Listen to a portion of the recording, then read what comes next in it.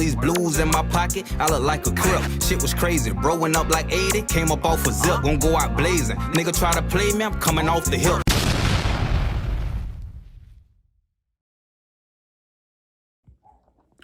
What's up, YouTube? We back. Hit that like button, hit that subscribe button, hit the notification button. Let's keep pushing this platform forward. Also, if you got a loved one doing time in prison, send them a copy of the #1 magazine publication in the nation, and that is Street Elements Magazine. Today, I got my homie Tag on the line. He's going to break down how all crimes are a commercial offense. So if you go out here with your stick and you go out here and you lay somebody down, because, you got ops, well, that can become a debt that they're going to charge you with. And it's no telling how much they want to get from you. They may get your whole life, because basically they're saying that you owe somebody now, and you're going to be sentenced to however much time they feel is appropriate to pay back the debt for whatever you so-called done. It could be robbery, it could be M1, it could be drug selling, it could be embezzlement, it could be aggravated battery, it can be whatever. This is how these laws are written up, and this is how this system is set up. You got to know, just like playing chess. You get on the chessboard, once you jump out there in the streets, you basically playing chess. But the thing about it, you don't know the rules to the game. All right? So let's go ahead and jump into this video. And you know my motto, make it happen or you capping. That's what they take you through every time, man,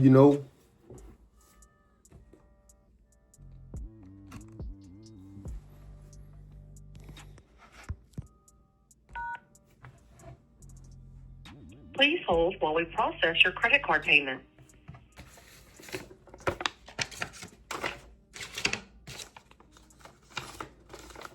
Your card was charged successfully.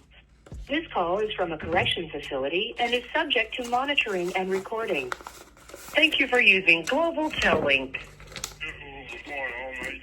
What's going on? Hey, man, just pulling up, man. What's up with you? Man, ain't nothing too much, man.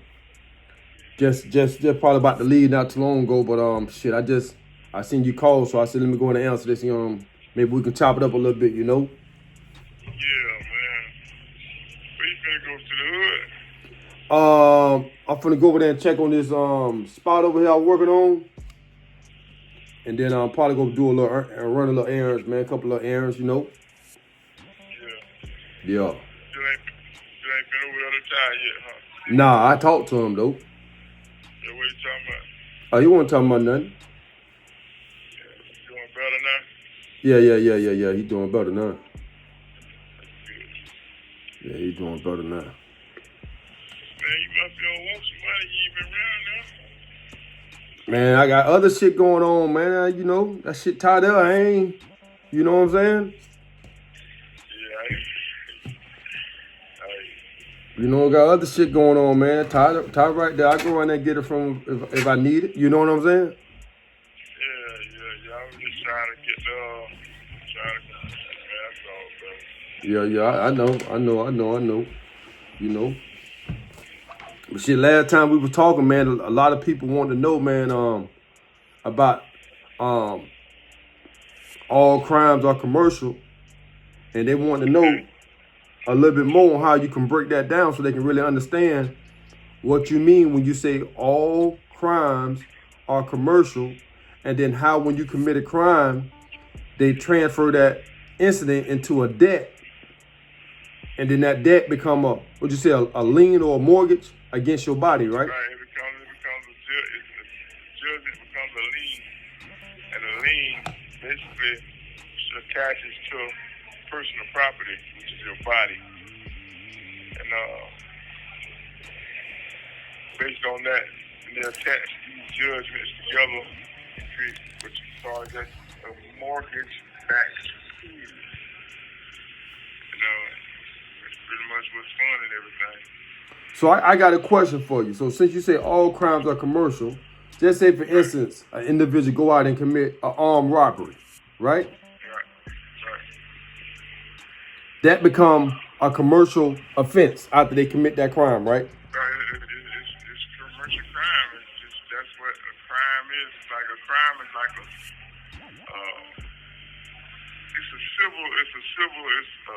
injury or a tort or a complaint or whatever you want to call it. It's like something that somebody did against somebody, supposed to be.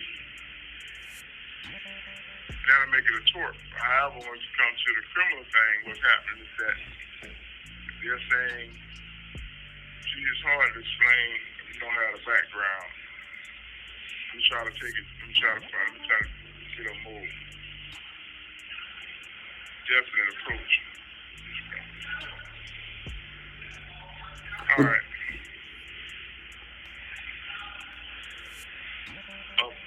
What people don't understand is that the word bond means debt. A statute is a bond, is a debt or an obligation of record. Okay. Anybody who ever been charged with anything, they'll see what it says that we just contrary to the dignity and the peace of the state of Florida, this person did this, that, the other, so on and so forth. But it says that you got a debt to society to not do this or that. And that when you do that, now you owe them something. They're not telling you that there's a monetary value connected that's attached to whatever it is they're saying that this so-called crime is supposed to be. When the legislation enacts bills, a bill is what it is. It's a bill. They're billing somebody. It don't mean that a bill just that's what they call it. No, I mean this is a bill. This is a bill for the taxpayers or a bill for whoever it's going to apply to. Okay. Now,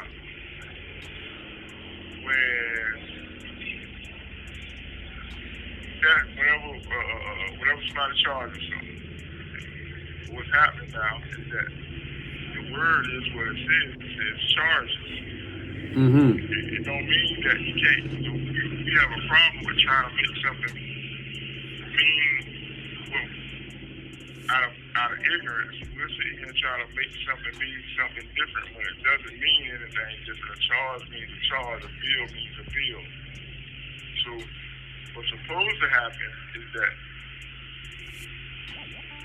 it's like a ledger.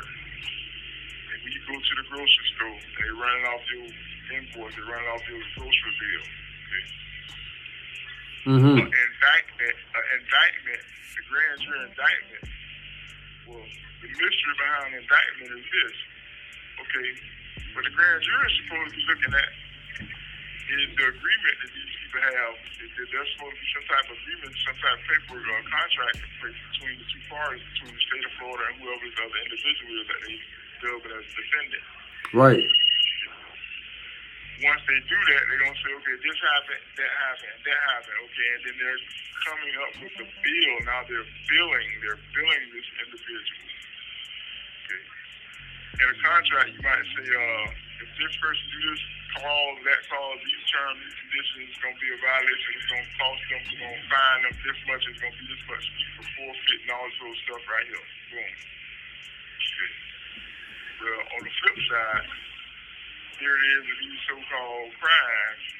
They're saying, okay, he's supposed to did this, he's supposed to did that, they're supposed to did that, okay? They got a bill, okay? Now, they hold this bill, and then they invoice you, which is supposed to be the information of the charge. When you go up to the cash register is ringing up all your stuff. Okay, you can't see everything they're ringing up, but you have these physical things here, whatever it is you're purchasing, okay?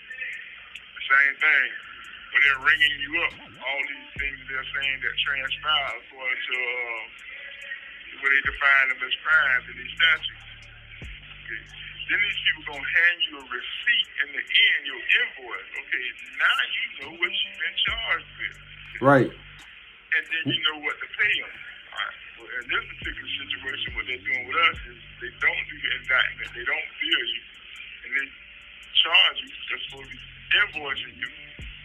When they invoice you, what we don't know is that this is incomplete because they never showed us what's attached to this. You don't just write on one piece of paper and say that these are the charges. You got to show me where are my obligations at, where are my liabilities, what am I getting, what are you giving me for this, what am I getting for this? Same thing for in the grocery store. They're supposed to give you something for your money. So hold on, I'm gonna stop you for a minute. So let's say a young man growing up in the ghetto or wherever he from, get involved in the streets, get involved in gang activity, and go out there and do a drive-by and unalive somebody. You know, he just committed a commercial offense. Commercial offense. It's not actually, in actuality, you know, we overlooking something. People aren't even charging us. Look at the information, it's the strong man charge. So it's like they're not even charging you with a crime. It's that guy, the businessman, the commercial man, what they call them, the registered agent. What's it called? The registered agent. Say that again? The registered agent. Right, there you go, right now. So they're charging them, they're not charging us, but we're so used to, when we see this name or whatever it is wrote on a piece of paper, we're so quick to think that it's us just because it sounds like our name, it looks like our name, but it's not you. It's all capital. Now explain that. What's the difference in the all caps name and then the name with the lowercase, with one capital and lowercase? What's the difference? The difference is one of them is the lowercase is a natural person. It's you, a human being, and the other one is that this is a corporation. It's a fiction. It's an entity. It's something that was created in law so that a person can conduct business. It's like a transmitting utility. Is all it is. It's not you. So the name your mom gave you or your dad gave you, that's gonna be the name with the capital letter in the front and the lowercase letters after it, right? Right. And in particular cases, when you want to be real extreme, you don't put no capital letters in it. It's the way some people are doing things now. They want to be distinguished, no questions asked, and they're saying that no capital letters are really required. So whenever you show up in court and you see your name on the charging sheet in all caps, they're basically suing or charging your corporation. That a lot of people don't know that they are a business. A lot of people don't know once they give you your Social Security certificate, you become a legal corporation. Right. And so, because of this thing attached to you from your birth, now we're expected to do business for them because they just tagged you with this business from the beginning of your life. When you were born, this thing was birth. So now, anytime his debts, anytime the people that he's attached to charge him with something, I send you some papers in the mail for him, or send him some papers in the mail at your house, you're expected to conduct business for him. You're expected to fix it or do whatever. And what happens is that when we get in the courtroom, they call that person, and you answer.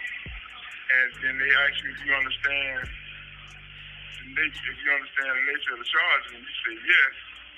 And you basically say you're lying. You're not telling the truth because you don't understand. You need to stop saying yes, we understand, because you don't understand. You just say that being nice or whatever. We just been misguided into doing this superstitious, ignorant, and still thing. Like you just gotta go in and be quiet and listen to everything and go along with it. Go quietly, and that's where we're wrong at. That's how we mess up. Mm-hmm. They're not even talking to you. They're talking about that corporation. And if we extinguished it right then that'll be a problem. That'll fix things, and that will turn the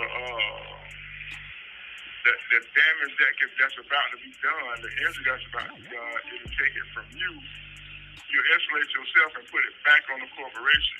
And you got to remember that corporations and businesses have insurance, an insurance policy. Okay, so boom, ain't nothing gonna happen to him. It's an exemption. They're just gonna take whatever they're saying he owes. Right, and right. everything goes away. They just want the money.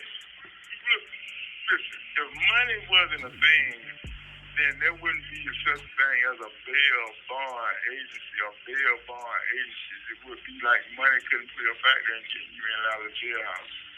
Hey, you know what though? When you say that now, I kind of look at bail bondsmen a little different since I do like contract work, right? So sometimes when I'm doing contract work, the Port of Tampa or whoever I'm doing business with may require me to get a bid bond or a security bond, right?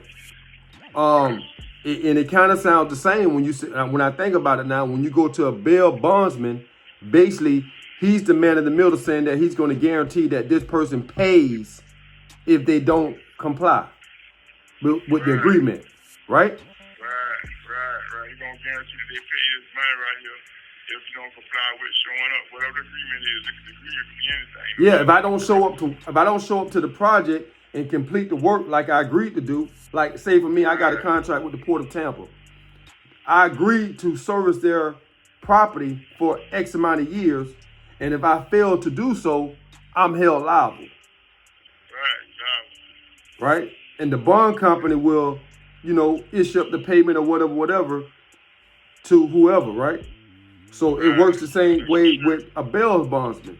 When you commit a charge or get caught with drugs or whatever act you may do, the bail bondsman is stepping in and he's writing a bond, just like I would do with a contract, to say that, hey, this person is going to complete what they started. Say that, well, this person is going to complete the task that they signed up for, and I'll be in the middle to make sure they get it done. And if they don't do it, I'm in the middle to sure that'll get done. If they don't, I'm responsible. I'm sure I'm obligated to pay for all loss and damage and so on and so forth. I'm going to stand here in their stead to make sure it happens. And that's all, that's pretty much the gist of it. And what happens is that when they coming in, when someone is charged, and they call you in the court and all this stuff is going on, basically they're asking who is it that's going, when they call your name, they're seeing if you're the person who is going to stand up. You are the surety because you answered for them. And they say, how do you plead? They say, well, how you going to answer for them? They say, how do you plead? You plead not guilty. You're saying no goal, I'm not going to pay anything. I'm contesting it. Yeah, and then the process starts. Another process starts. And this is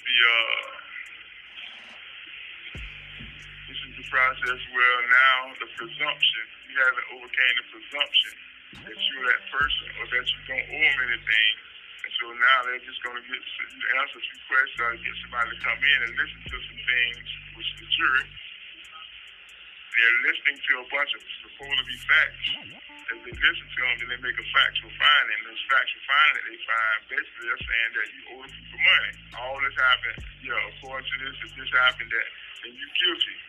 That means that you owe them money, okay? And if you're sitting here and you said not guilty in this, and the fact finders find that you are, or that things occurred, and that somebody did this or whatever, so on and so forth, okay? They find you guilty. Okay, this is the process. The paperwork is done now. Okay. Now they have a judgment. Now they have a final judgment. Now a judgment gonna come. Sentencing and judgment. Okay, boom. Now they put on the sentencing and judgment all these statutes. You're supposed to have been broken violation, found guilty for, okay. And then they're gonna take you and have the bailiff. Pay attention to the words.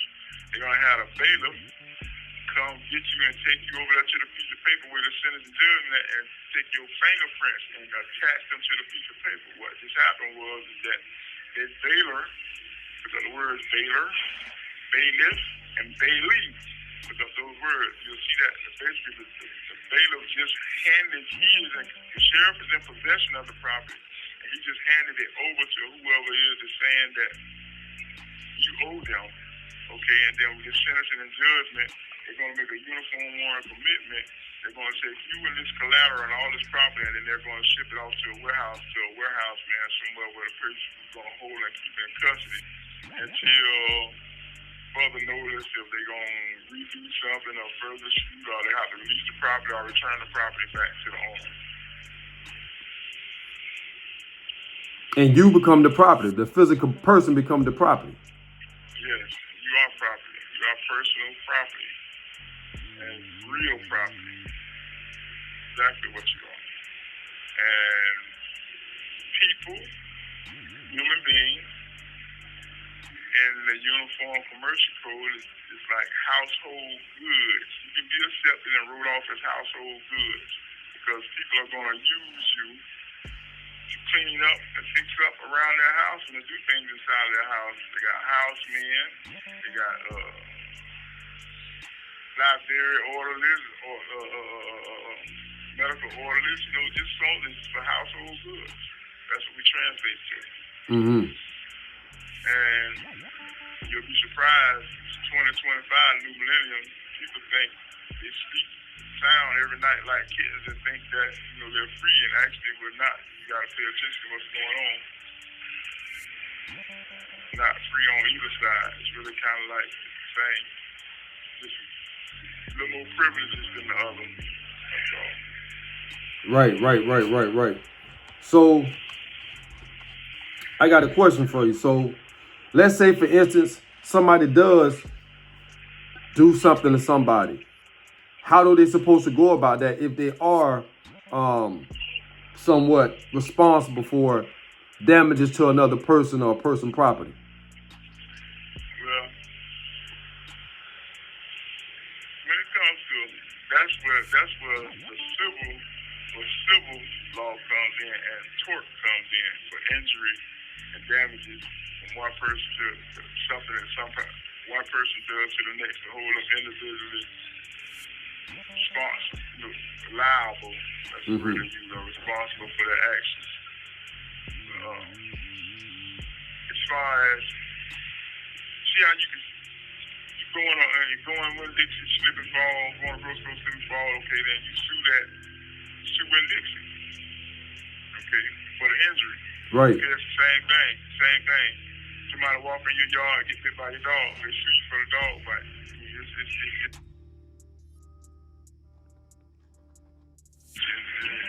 It's there. I can turn around after your dog bites me. I can turn around, go to the hospital. I can write an affidavit and say, on this day right here, I was walking by your house and your dog ran out the yard and bit me. Your dog wasn't on a chain. You don't have a bad dog sign up, and your dog bit me, and I went to medical, and I had to pay much hospital. Now I got to pay this much in hospital bill, so on and so forth. And if you can't prove that your dog doesn't bite people and that you did have a bad dog sign up, then you owe me whatever. You're billing them now. You're giving them the details. Now you're gonna start saying for the dog bite, you owe me this for not having a dog sign. You owe me that. So this is an indictment right here. Bill.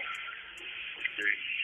And then at the end of that affidavit, you're gonna give this person so many days to respond. If they don't respond, then they just concede and admit that, that I'm in agreement. That person is in agreement and with all facts that are favorable to me, with this dog biting me that caused me to receive money and damages and so on and so forth. Boom. The man don't answer the affidavit. I'll take this affidavit. I'm going to do a notice of fault and opportunity to cure. Okay. After I do a notice of fault and opportunity to cure, I'm going to do an affidavit of notice of fault and opportunity to cure, then I'm going to go ahead and do a default affidavit. Take the default affidavit now, judgment, the default is a judgment. It becomes a lien in commerce, hypothetically speaking. Mm-hmm. Now, I can take this default judgment and accept it. do an actual and constructive notice of accepting your dishonor and this default. The way you did it, you conceded to all facts straight for me about this dog biting me. Okay? And I'm accepting your default at $250,000. Okay. And now I'm gonna go ahead on and take this here, and I'm going to take this and attach it to a UCC1 finance statement. And go down here to the department of licensing. Okay. Boom. Now what happens is that this is going to cause this person, if they have insurance or whatever, they have insurance, this is going to cause them the agreement that we made, you know what I'm saying, they didn't answer me, the process I took, that's going to cause them, that's going to cause the secretary to bind them to the agreement that we had, because we were contracting with each other, and I was telling them about their dog, and if their dog bit me, and if they didn't prove to me that the dog don't bite, that they did have a bad dog sign up, so on and so forth, that it's like this, that, or the other. These are the terms and the conditions. Okay. Well, the judgment becomes a lien, and pretty much, if this person has home insurance, this is where it's going to come from. It's going to become a lien, and then it will attach to their insurance. And then they will have to release the funds. They'll have to pay this person their money. Eventually, they won't just get away with it and say they're going to ignore you, because that's not the way things work. That's why everyone wants to obtain a remedy for injuries, whether it be among each other or from government officials. It's all the same. Right.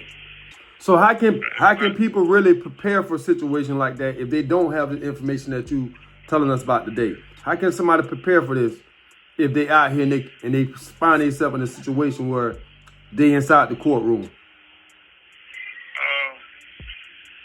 I think the best angle to approach things that come from me, I did it the long way and the wrong way, because these are the things that you will never be exposed to going through the criminal justice system. It's like everything that's going to help you in the end figure things out and see them more clearly isn't going to have anything to do with the word criminal. So I think a good way to go is you take creditors' rights and remedies. Creditors' rights and remedies. Okay.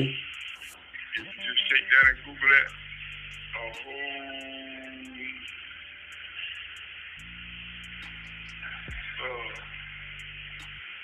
bunch of different subjects will come up in that. Basically, it's from when somebody is, say for instance, if you own a business and you have goods and you got somebody who want to contract you to buy some of your goods. Say for instance, you had tomato cans of just say t-shirts. Right. You turn on t-shirts, okay, and if somebody say, look, I want 100 of those t-shirts right there, okay. Boom, okay. And you know you got all these different methods of payment on delivery, so on and so forth. All these things between you, the agent who's selling things, and the customer who's buying them. Y'all have to make all those plans, so on and so forth, okay.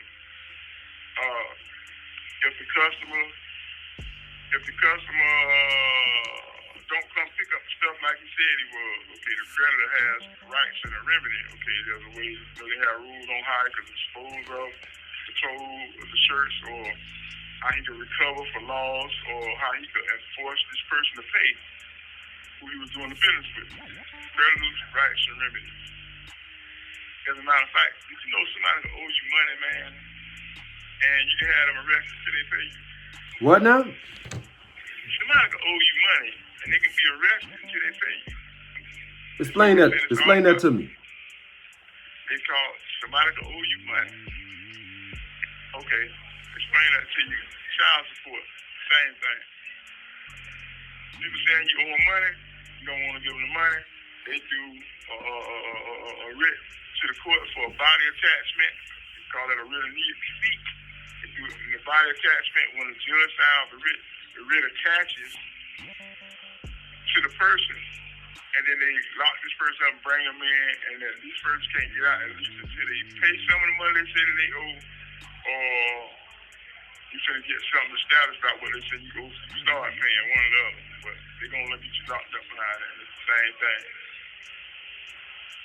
Hey man, I thought they couldn't see. Well, I learned that they really couldn't lock you up for child support because you can only be incarcerated or detained for a felony or a misdemeanor. That's what the law say, right? Right. So how can a civil matter become a criminal matter, and you take my body into custody for a debt that I didn't pay? This is what I'm saying. They call that attachment. So it's not about a debt. It's about property. They got you in a property dispute, and now they bring you into court for a dispute resolution service. Okay? The only way really you can get out of that, the child support is funny. You're absolutely correct about only for a felony or a misdemeanor you can only be locked up. But it's funny because they're not telling you that. What we don't know is that everything is all about debt. And that's the only thing you're being locked up for. Right. So what happens is with child support is that the mother of the child, whoever went down there and asked for support, whether it be a male or female, okay, they don't have an agreement with the parent. And the parent, the other parent, the one who is getting, they want to get some support from, they're going to tell on, snitch on, whatever you want to call it. All right. Well, they don't have an agreement with this person, the other co-parent. You have 1 minute remaining. The government doesn't have an agreement with this co-parent. So basically, they made a deal behind the other without the other co-parent partnering in it, and then turn around and hold him liable for it as fraud. You can't hold me liable because they said they need support. She said that she needed support.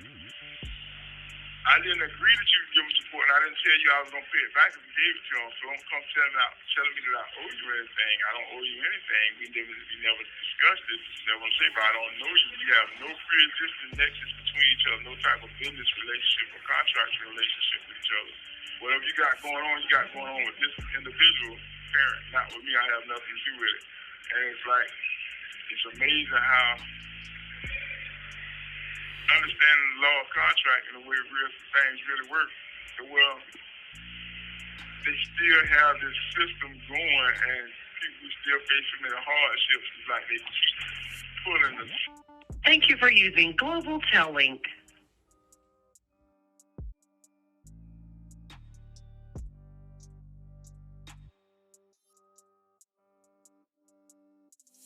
You